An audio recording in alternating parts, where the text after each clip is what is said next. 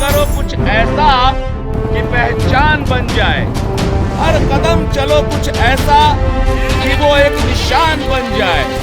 जिंदगी तो हर कोई काट लेता है दोस्त, लेकिन जिंदगी जियो कुछ इस कदर कि वो जिंदगी एक मिसाल बन जाए। लड़कुआ जो है बड़ा मिलनसार है, जो है सो के बीच में लड़कुआ पे हीरा बा हीरा। किसारा पास बेटा, किसारा पास कल ई बेरा तोहे संग लेके फेरा, मोरे मन में तो हर डेरा आज से भाई। अब आप ही लो फैसला करें कि गाय चाहिए या बहू।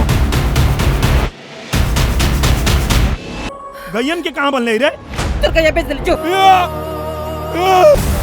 यही सारे के ट्रक में लाद यो जाई साथे में।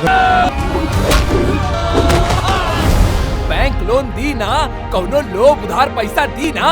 हाँ, अब तू ही बतावा पैसा कहाँ से आई?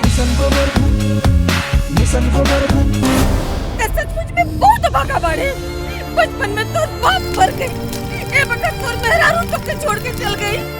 जब ले पतो के लेके घरे में ना आई बे ना, अपन शक्ल मत दिखाए।